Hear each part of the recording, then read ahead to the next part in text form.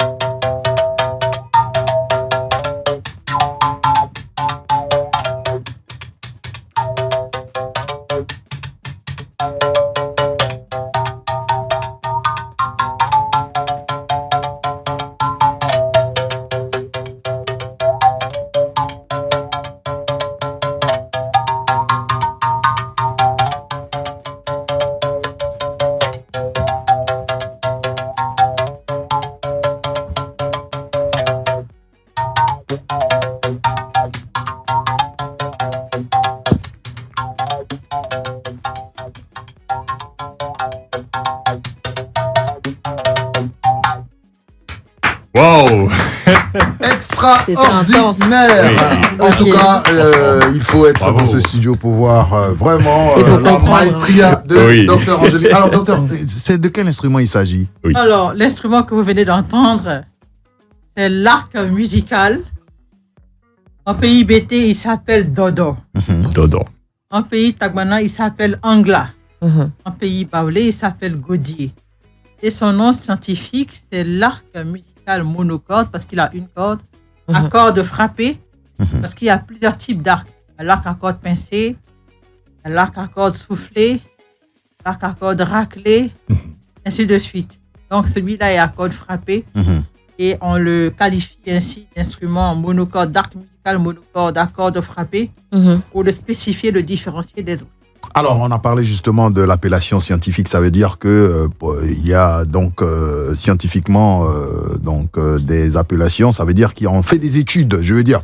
Alors, justement, la question, c'est comment on arrive à devenir docteur en musique et jusqu'à jouer des instruments traditionnels. Franchement, ce ethnomusicologie. Ce parcours atypique, est-ce qu'on peut nous le dévoiler? D'accord. Merci pour la question. D'abord, il faut dire que j'ai commencé à l'INSAC, qui était avant l'INA. Je suis rentré à l'INSAC en classe de seconde après mon EPC. À l'époque, c'était les affectations. Il n'y avait pas de concours. Donc, j'ai été affectée. Et j'ai été affectée là-bas parce que mes parents avaient remarqué que j'avais des aptitudes dans l'art en général. Et il se trouvait que dans l'école où j'étais à Notre-Dame-du-Plateau, j'avais un professeur, M. Léraud, qui était un professeur d'art plastique.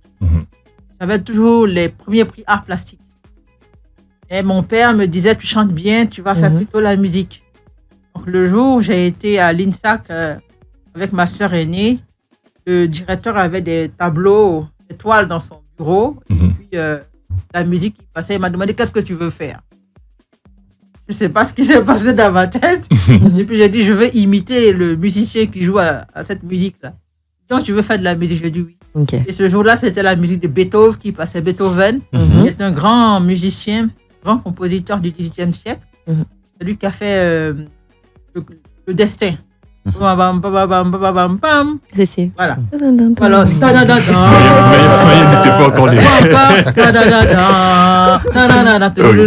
Alors ça tape comme ça. Ça veut dire que c'est le destin qui frappe à la porte. C'est plutôt ce titre-là. Bref. Donc je rentre à l'INSAC. Je suis un parcours sans faute. J'ai eu le diplôme d'études supérieures artistiques. Et puis à la suite de ça, Souniangourambois à l'UFRICA a eu la formation universitaire qui s'est adjoint à la formation pratique et universitaire aussi à l'INSAC qu'on avait à l'INSAC.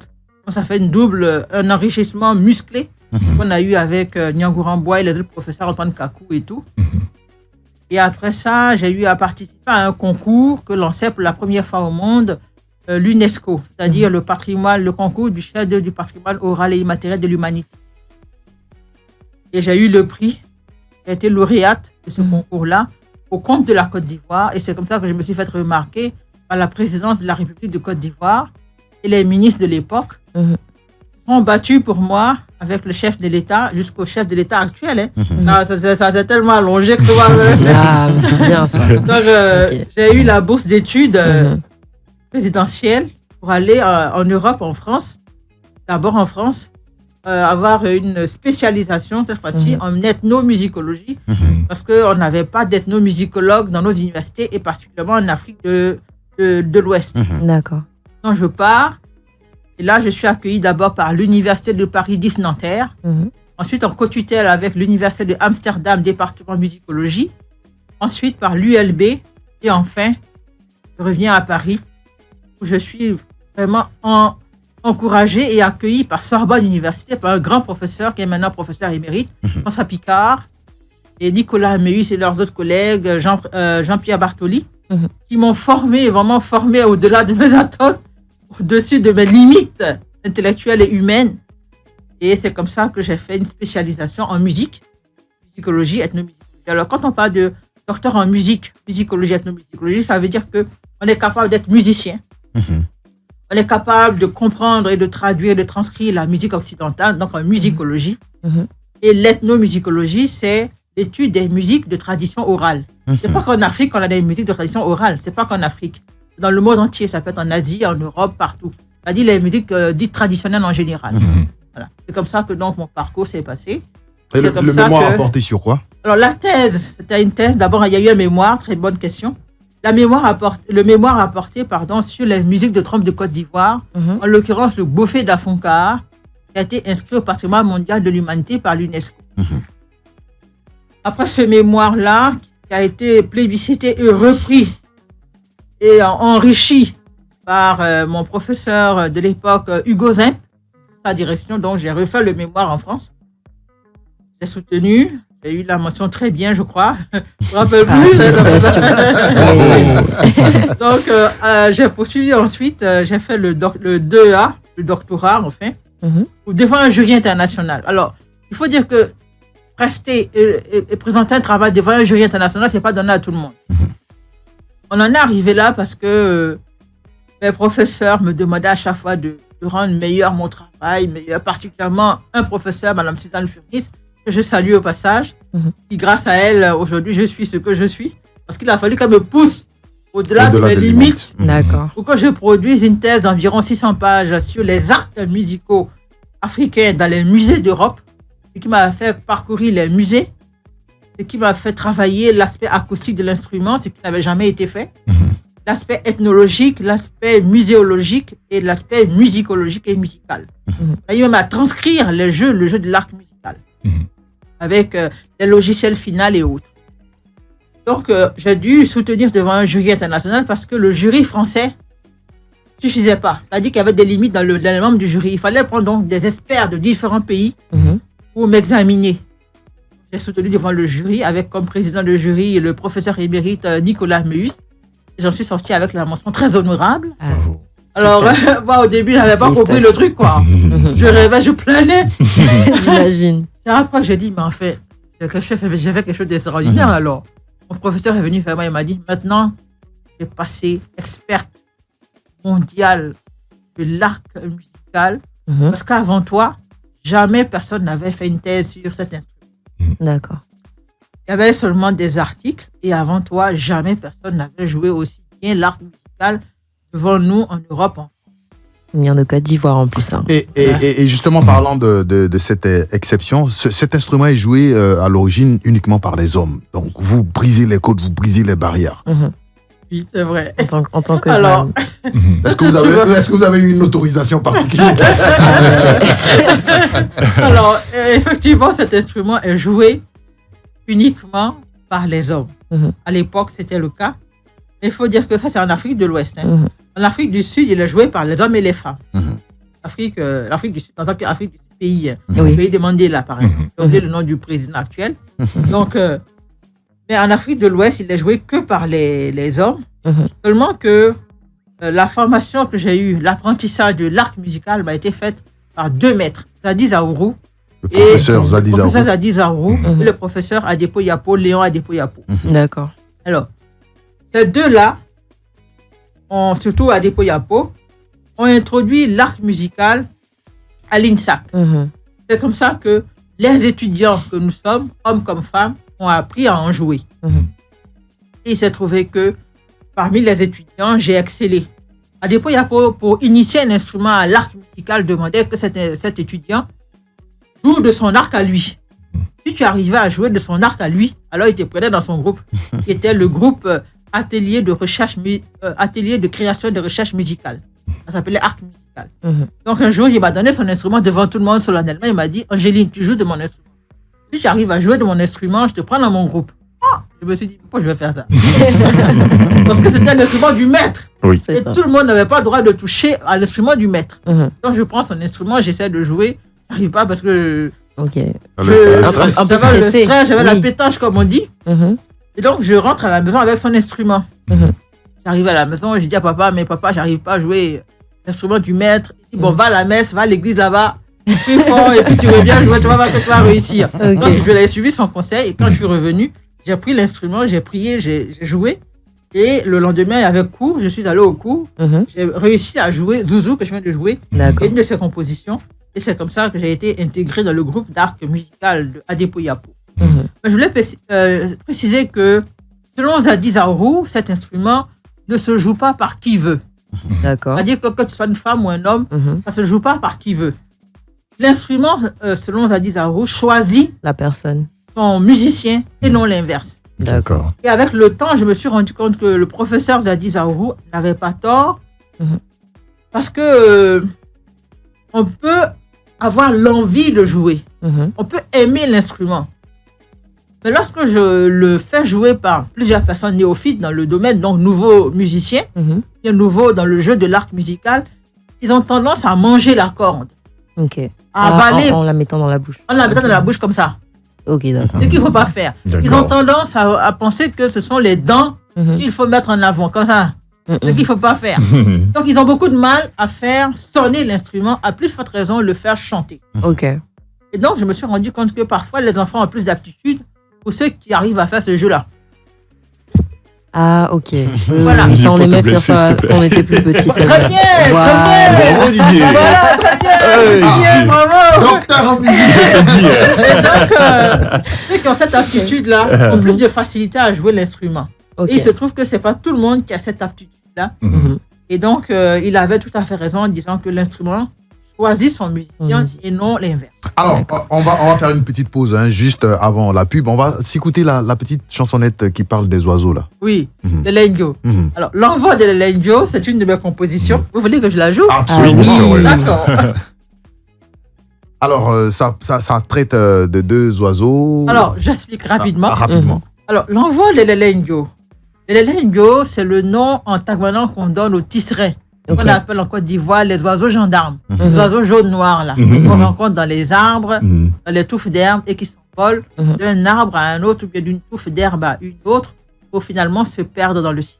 D'accord. C'est une image de mon enfance qui m'avait marqué quand mon père allait me déposer à l'école. Mhm. Et donc, j'ai traduit cette image-là dans le jeu de l'arc musical. Mhm. Et donc, composer, on dit faire une composition sur thématique sur inspiration. Voilà. Allez, on y Composition va thématique avec sur inspiration. l'Elenjo. L'envol de l'Elenjo. L'envol des l'Elenjo avec Docteur Angéline Yenantouré. Merci.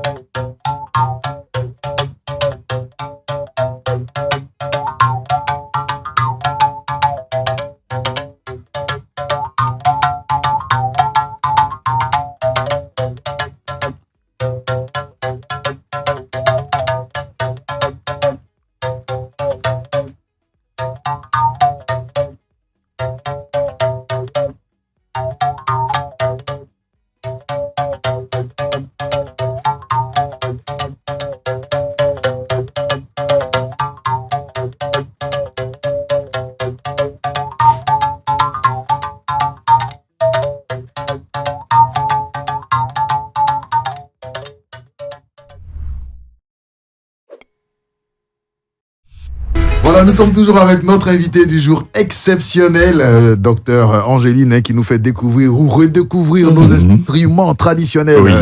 Et avec cette maestria, docteur Angeline également nous invite à pratiquer justement la musique. La dernière fois, quand on discutait, elle me disait, mais apprendre à jouer, par exemple, à un instrument, à jouer au piano, à la guitare, ça développe l'intelligence. Et je me suis dit, ok, je retourne... Sur les bancs pour apprendre à jouer à l'instrument. ok, la guitare, le piano. Alors moi j'ai deux questions pour vous. La première étant, quels sont les aspects donc dans votre apprentissage de la musique traditionnelle ivoirienne qui vous ont le plus impacté, que vous avez trouvé fascinant? Et je suppose que comme tout instrument de musique, ça demande de l'entretien. Donc comment est-ce que vous entretenez votre instrument de prédilection? Alors, je vais commencer par la dernière question, pour revenir après à la première question avec votre aide. D'accord. Alors, pour entretenir l'arc musical, d'abord, il faut savoir que c'est un instrument qui s'entretient facilement. D'accord. Il faut le poser dans un endroit ni trop sec, ni trop humide. On va dire un endroit ambiant, température ambiante. Il faut de temps en temps mouiller la corde en liane. D'accord. La corde est faite en liane ou en rotin. Le bois, la branche en bois arqué, il ne faut pas s'asseoir là-dessus. Il ne faut pas le jeter quand on a fini de jouer. Il faut le ranger dans une housse propre. D'accord. Voilà. Et vous avez cette baguette-là, la baguette en bambou séché. Il ne faut pas la ranger n'importe comment parce qu'elle peut casser. Oui. Si elle casse, c'est plus possible de jouer. Vous avez le petit bâton qu'on appelle le bâton touche, qui a environ 12 à 15 cm. Lui, il ne se casse pas parce qu'il est assez robuste. Oui. Mais il faut l'avoir dans du bois solide. Du bois qui ne plie pas. Dans du bois solide. Et en gros, c'est tout. Et puis puisque la bouche est, on va dire, la caisse de résonance, donc l'élément amplificateur des sons de l'arc musical, il faut s'entraîner souvent. D'accord. Pour pouvoir avoir, on va dire, que la langue soit entraînée. D'accord. Que les joues soient entraînées. Le jeu de l'arc musical. Et je rappelle que la glotte, le larynx, les cordes vocales n'interviennent pas dans le jeu de l'arc musical. D'accord, donc c'est le travail de la bouche en réalité. Voilà. D'accord. La cavité buccale, tout cet appareil-là. Ok. Alors justement, le deuxième volet de la question, c'est quels sont les aspects fascinants de la musique traditionnelle qui vous ont attiré justement à apprendre tout ça? Alors, les aspects fascinants de la musique traditionnelle, d'abord, nous avons la chance en Afrique d'avoir des instruments de musique dont les sonorités sont extraordinaires. Par exemple, l'arc musical.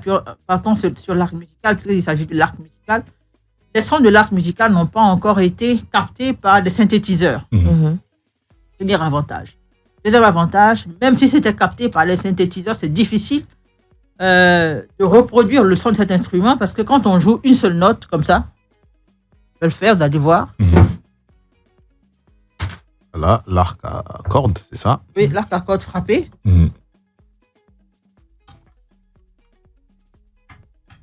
Lorsqu'on joue comme ça,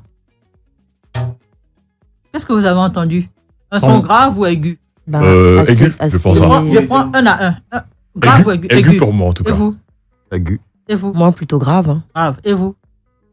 Très bien. Vous voyez, les avis sont partagés. Oui, et c'est très bien, c'est très très bien ce qu'on vient de faire là parce que lorsqu'on joue un son d'arc musical, en fait, dans le son joué, il y a 4-5 sons qui se distinguent selon l'oreille de l'auditeur. Pour dire qu'il y a 4 à 5 harmoniques qui se superposent. D'accord. Et dans la transcription de l'arc musical, la transcription musicale dans le style occidental de la chose, on s'est retrouvé à transcrire 4 à 5 sons dans une seule note jouée. Ok. Donc, pour reproduire ça dans un synthétiseur, il faut vraiment se lever tôt. Hein. Donc, pour dire que la spécificité, ce qui fait le charme de nos instruments, c'est ça. Ce mystère qui entoure nos instruments. Quelque chose qu'on ne peut pas reproduire. Quelque chose qu'on ne peut pas reproduire, qu'on ne peut pas, entre guillemets, nous voler. D'accord. Quelque chose qui est propre à l'Afrique et qui est propre à la dextérité, à la virtuosité de l'instrumentiste. D'accord. Autre chose, c'est un instrument fait en bois, bois qu'on trouve facilement chez nous, une corde en liane qu'on trouve facilement chez nous. Et c'est un instrument qu'on peut transporter partout, contrairement au piano. Lui, il ne coûte que 50 000 francs, alors que le piano coûte 1 500 000 à des milliards. Oui, bien sûr. La guitare, 150 à des milliards, ça dépend le type de guitare. Et lui, il dure au minimum 10 ans avec vous si vous l'entretenez bien. Alors que le piano, le synthétiseur, en tout cas le piano, si vous appuyez trop fort sur les touches, ça casse. Et je ne sais pas que je dévalorise, mais je vous donne les réalités de la chose. Justement. Donc nos instruments ce charme-là. Savoir les entretenir. Les sonorités qui sont particulières, c'est encore fait dans du bois réel, dans de la matière réelle, matière propre, réelle. Et puis, bon, c'est transportable partout, c'est jouable partout, à condition qu'on veuille bien le faire, quoi. Alors, docteur, moi, ma préoccupation, c'est justement, en tant que docteur en musique aujourd'hui, comment voyez-vous l'impact de la mondialisation? Vous avez parlé des synthétiseurs face justement à nos instruments traditionnels. Quels sont justement les défis par rapport à cela? Est-ce qu'on n'a pas peur de se faire avaler par cette mondialisation qui arrive avec des instruments, avec les nouvelles technologies et tout ça? Quelle est la place de ces instruments générationnel, hein, est-ce que la nouvelle génération s'intéresse justement à ce type d'instrument? Alors, je réponds encore par la dernière question et je reviens à la première. Alors, est-ce que la génération actuelle s'intéresse à ce type d'instrument? La génération actuelle, malheureusement, ne s'intéresse pas à ce type d'instrument. Et ce n'est pas forcément de leur faute. Depuis, par exemple, le décès d'Adepo Yapo, professeur Adepo Yapo, maître Adepo Yapo, l'instrument a été retiré de l'enseignement à l'INSAC. C'est qui est un tort. Donc déjà, comment voulez-vous que les jeunes, aujourd'hui, connaissent cet instrument, hommes comme femmes? Je ne sais pas ce qui a motivé ce retrait, mais je les invite à le réinsérer. Parce que c'est un instrument emblématique quand même de notre continent. Il a joué sur tous les continents. Peut-être qu'il n'y a personne pour l'enseigner. Si, il y en a. Okay, il y a moi, il y a du monde. Il y a moi, il y a plusieurs personnes, il y a plusieurs qui avons appris. Il y a Ange Jeannot aussi, qui avait été professeur là-bas. Donc, il y a du monde. Mais il faut juste que ce soit réinséré et considéré. Oui. Il y a le balafon, il y a le tambour, le djembé, tout le reste, la kora qui sont enseignés, mais ils ont retiré l'arc musical. Et ça, c'est pas normal. Bon, je reviens maintenant à la première question.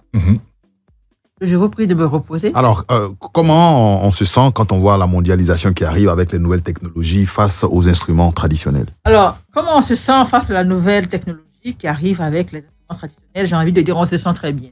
Pourquoi? Parce que la particularité de l'arc musical jamais ne lui sera volée. Tout simplement. Tant que tu sais en jouer et que ce n'est pas possible que tout le monde sache en jouer, comme je l'ai dit, parce que l'instrument choisit son instrument. Tant que tu sais faire ressortir des sons particuliers, extraordinaires, qualifiés parfois de mystérieux ou de mystiques, tu seras toujours quelqu'un qui sera recherché.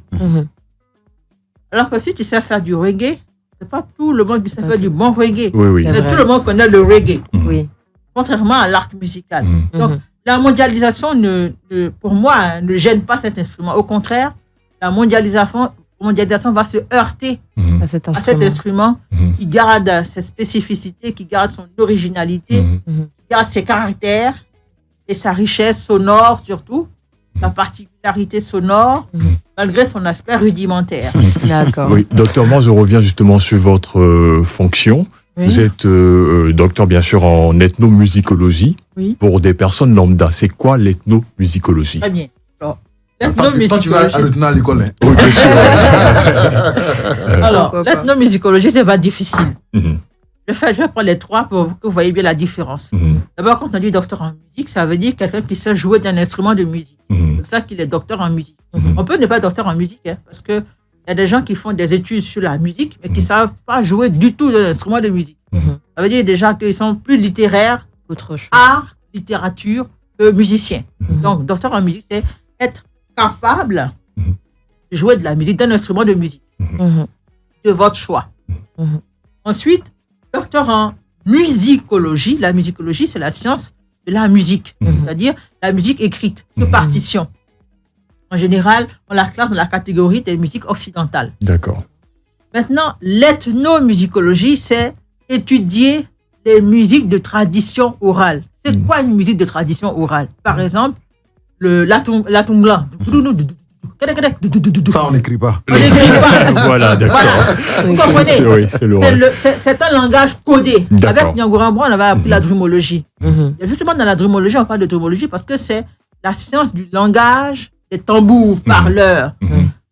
Chaque son émis est un code qui correspond à la langue du peuple qui parle cette langue-là. D'accord. On fait doum. Quand tu as fait doum. Docteur fini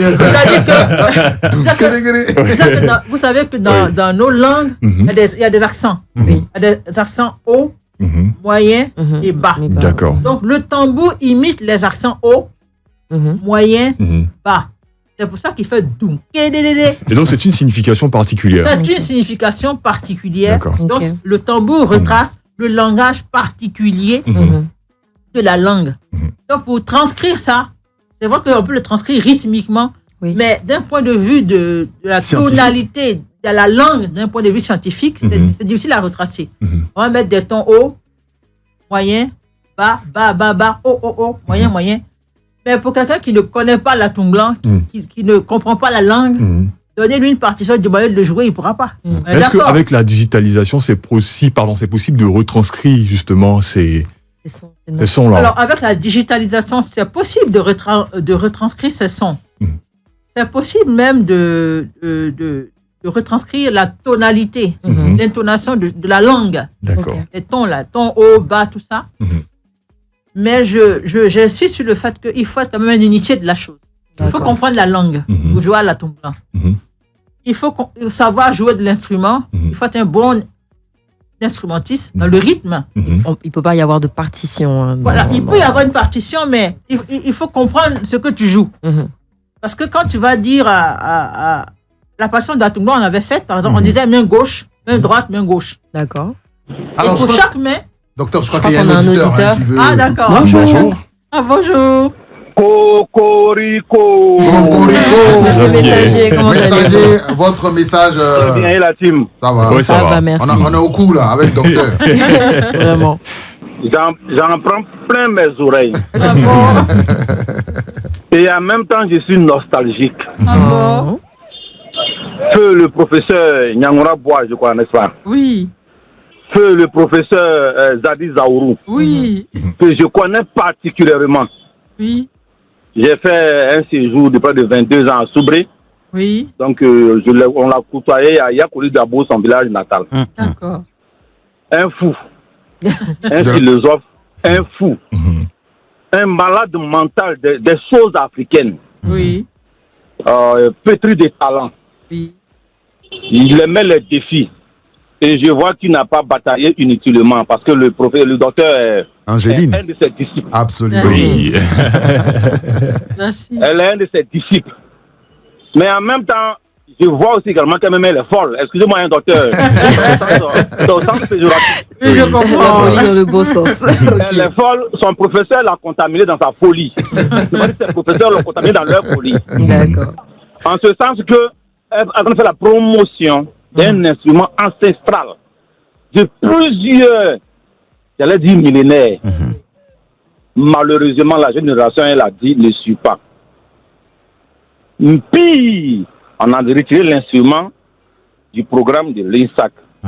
Docteur, ils vous ont entendu, ils vont réintégrer ça. Un. Merci. De deux, j'aimerais payer la jeune génération de musiciens, surtout les Baby Philippe et leurs frères, leur génération, de s'approcher de vous. D'accord. Vous ne pouvez pas imaginer quelle chair de poule j'ai en vous écoutant. La bon? passion que vous transmettez, la chaleur que vous dégagez, vous ne pouvez pas imaginer. Je suis à Yopougon, Sagediba. J'ai comme l'impression que je suis avec vous dans le studio. Ah, merci. Oh, merci à vous. Merci beaucoup. Merci. Ça, c'est fort, ça. Merci. Félicitations, courage. Ne vous découragez jamais. Oui. Vous êtes pédagogue. Continuez. Un jour, vous serez aussi témoigné comme ça par certains de vos disciples, de près ou de loin que vous auront côtoyé. Merci. Merci, messager, merci pour ce beau message à Merci. l'endroit de Dr Angéline. Dr Angéline, non, on va profiter du temps qui nous reste. Le second instrument, Alors. comment il s'appelle? Celui-là, c'est le hocher calebasse orné de perles. Voilà des perles ici, et un filet. Parfois, il y a des coris ou alors des os de serpent. Mais c'est pas qu'il ne peut pas qu'il les tue. C'est pas qu'il tue les serpents. Ok. Donc, ça, c'est le hocher calebasse orné de perles. Et au village, les gens appellent ça tchétchéré ou bien tchel. Ok. Voilà. Il se joue. Alors, il se joue comme ça. Docteur va nous faire, voilà, un petit Une bout. petite, Ouais. D'accord. Je vais jouer pour vous Yosiri. Yosiri. Je veux dire, dites-leur merci. D'accord. Au nom- Merci. au nom Merci de- à messager, merci à tous nos auditeurs. Voilà, dites-leur merci au Oui. nom de Dieu pour ce qu'ils font et merci encore à vous-même. C'est ce que ça veut D'accord. dire. D'accord. Yoshire Pepo Nilna Pom Pom Pom Pom Pom Pom Yoshire Pepo Nilna Pom Pom Pom Pom Pom Pom Yoshire Wipo Nilna Pom Pom Pom Pom Pom Pom Yoshire Wipo Nilna Pom Pom Pom Pom Pom Pom Pom Pom Pom Pom Pom Pom Pom pom pom pom pom pom, Yoshire Pepo Nilna. Yoshire Pepo Nilna. Aujourd'hui les coqs poussent à chantonner. Ah, c'est beau ça. Yoshire Pepo Nilna. Yoshire Pepo Nilna. Life Radio. Yoshire Pepo Nilna. Life Radio. Yoshire Pepo Nilna. Life Radio. Yoshire Pepo Nilna. Life Radio. Ce chant est un extrait du Bofé d'Afonka, classé au patrimoine mondial de l'humanité par l'UNESCO. C'est un extrait que je viens de vous chanter. Voilà. D'accord. Et j'en profite pour saluer tous les Boféfiens, c'est-à-dire les joueurs de trompe en Côte d'Ivoire, Ici. et particulièrement ceux du handball. Voilà. Alors, D'accord. docteur, C'était très beau. on a écouté tout à l'heure un messager qui vous encourage à poursuivre, qui vous incite justement à... Remettre au goût du jour ces deux instruments. Alors, quelle est votre stratégie? Quels sont les projets justement que vous avez pour vulgariser ces instruments? On a parlé d'un featuring avec Didi B. bientôt. J'attends ça, joie. Alors, rapidement, ça sera le mot de fin en même temps. En même temps, oui. Alors, mes projets. D'abord, on a un concert en vue. D'accord. Je donne la date. Absolument. C'est le 20 juin 2024 au Palais de la Culture. Très bien. À Messager ici. 19h, à la salle Nyangora Porquet, 300 places. D'accord. Ça, c'est le projet immédiat, on va dire comme ça, parce que c'est dans un mois. Mhm. Les projets à moyen terme, c'est de travailler effectivement à la vulgarisation de ces instruments. Mhm. Et l'une des vulgarisations les plus prisées, c'est le programme UNESCO. D'accord. C'est-à-dire travailler à les faire inscrire au patrimoine mondial de l'humanité. Mhm. J'ai déjà eu à le faire avec les musiques de trompe de Côte d'Ivoire à partir du Bofé de la Fonka, qui a été inscrit au patrimoine mondial le 18 mai 2001. D'accord. Avec l'UNESCO, lorsqu'une œuvre est classée au patrimoine mondial, il y a tout un dispositif qui accompagne. Les populations sont intégrées dans le suivi et dans la survie de l'instrument, dans la valorisation, la pérennisation, la promotion, etc. Et j'aimerais pouvoir en faire autant pour le dodo, c'est-à-dire pour l'art musical en région BT, avec les populations BT. Ce qui va permettre non seulement l'application du plan décennal, des plans décennaux à concevoir. Et par exemple, le Bofé de la Fonka, dans le plan décennal, on a quelques idées que je vais vous donner rapidement. En 30 secondes, en 10 30 secondes. Rapidement. La formation des détenteurs, D'accord. l'inscription de l'instrument dans la formation universitaire et primaire, même préscolaire, le reboisement, etc. Voilà, on C'est très va bien. donc mettre un terme à cette interview. On va retrouver Dr Angéline Yénan-Touré au concert le 20 juin prochain au Palais de la Culture. On y sera. 19h. Et puis voilà, on sera toujours open pour vous recevoir pour parler d'ethnomusicologie, de musique et De transmission aussi, parce que c'est Merci de la de transmission. nous avoir suivis. Bon week-end à toutes et à tous. On se retrouve lundi. D'ici là, que Dieu nous garde. Bon week-end.